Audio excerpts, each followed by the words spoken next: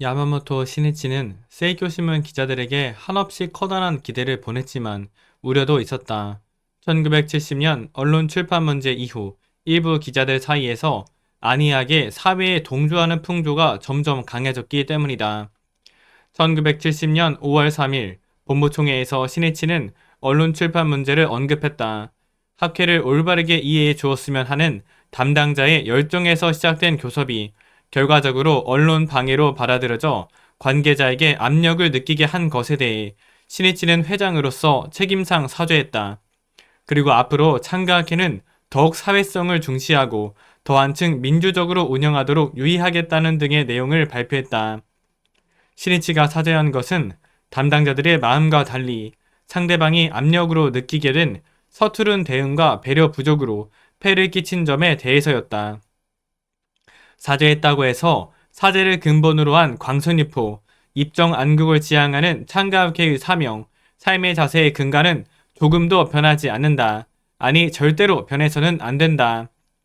언론 출판 문제의 배경에는 공명당을 탄생시킨 참가학회, 나아가 회장 야마모토 시니치를 철저하게 공격하여 학회라는 일대 민중 세력에 괴멸적인 타격을 주려는 정치적인 목적이 있었다.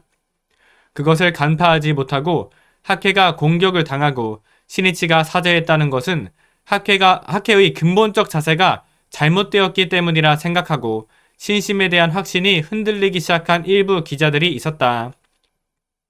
이 얼마나 어리석은 일인가. 신심에 눈을 뜨고 보아야 한다. 참가학회는 니치렌 대성인께서 말씀하신 대로 정법 정의를 끝까지 지키고 광선유포를 추진하며 입정 안국을 실현하기 위해 전념하는 유일한 불이불치게 단체가 아닌가. 그렇기 때문에 대난이 다투어 일어나는 것이다. 또 학회는 현재 수백만 세대의 사람에게 행복을 실증한 꽃을 피우게 하지 않았는가. 이 성업 어디에 잘못이 있다는 것인가. 학회의 근본적 자세에는 추호도 잘못이 없다. 광선유포의 제1선에서 활약하는 존귀한 학회원은 언론 출판 문제로 학회가 아무리 비난과 중상을 받고 부당하고 떠들썩하게 악의적으로 세상에 보여져도 꿈쩍도 하지 않았다. 학회가 있어 불법을 만났고 학회의 지도대로 신심에 면료하여 여러 차례의 궁지에서 벗어나 행복해졌다는 체험이 있기 때문이다. 또 가지각색의 고민을 안고 있는 우인들에게 불법을 알리고 그 사람들이 소생하는 모습을 수없이 직접 봐왔다. 자신도 체험을 갖고 가까운 사람들의 신앙 체험도 공유한 장년부나 부인부에는 불법과 학회에 대한 확고부동한 확신이 있었다. 그러나 마음이 흔들린 기자들은 이른바 고생도 모르고 확고한 신앙 체험도 부족했다. 그렇기 때문에 신앙의 뿌리가 약해 기반에 취약했던 것이다. 참된 의미에서 삶의 철학, 신념이 확립되지 않았다. 흔들리지 않은 확신은 체험으로 배양된다. 그럼 어떻게 하면 신앙 체험을 쌓을 수 있는가? 일이나 인간관계, 건강 문제 등 자신의 고민을 극복하고 희망을 이루겠다는 목표로 진지하게 창제하며 학계활동 하나하나에 전력을 다해야 한다.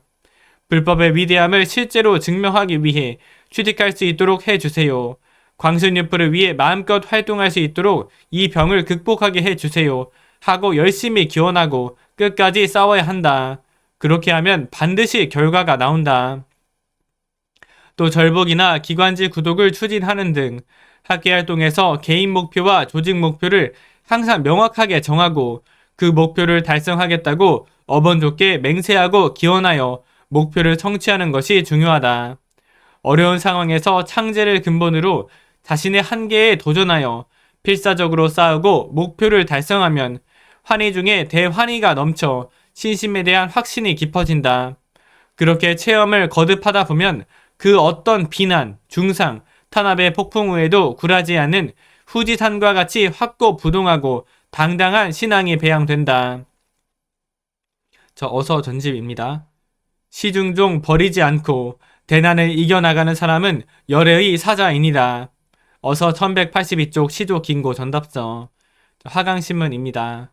제1회 한국 SGI 대학부 평화문화교육 논문 공모전 심사 총평.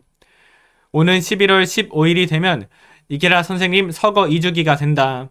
이케라 선생님은 신앙뿐 아니라 사회생활에 필요한 다양한 지식의 세계로 인류를 이끄는 지성의 길잡이였다. 그 사상은 궁극적으로 우리가 살아가는 데 필요한 지혜와 통찰의 눈을 갖게 했다. 그런 점에서 올해 처음으로 시행한 공모전의 취지는 분명하다. 바로 계지술사라고 할 수 있다.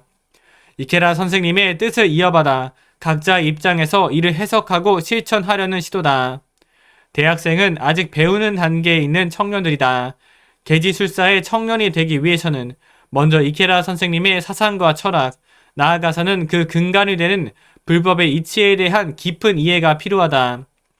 첫 공모전임에도 불구하고 해외에서도 응모가 이뤄지는 등 우수한 논문이 다수 제출됐다.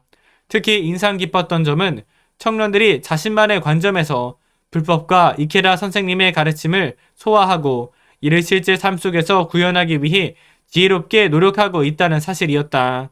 청년들의 모습에서 밝은 미래를 볼 수 있어 큰 용기와 힘을 얻었다. 이날은 아침 저녁 은행을 15분씩 하고 자타의 행복을 위한 진지한 기원과 도전 39일차, 상대의 불성을 예비하는 성실한 기원과 실천 23일차, 기원하고 말하고 본을 보이며 기다리는 인내 19일차, 보훈감사의 기원 14일차, 광포대 확대의 기원 15일차로 올렸습니다. 생활면에 있어서는 부모님께 문안 인사 12일차, 경제공부 10일차, 영어공부 163일차로 지속하고 있습니다. 이날의 신심일기입니다. 또다시 감기에 걸렸습니다. 4월부터 감기의 연속이었습니다. 감사합니다.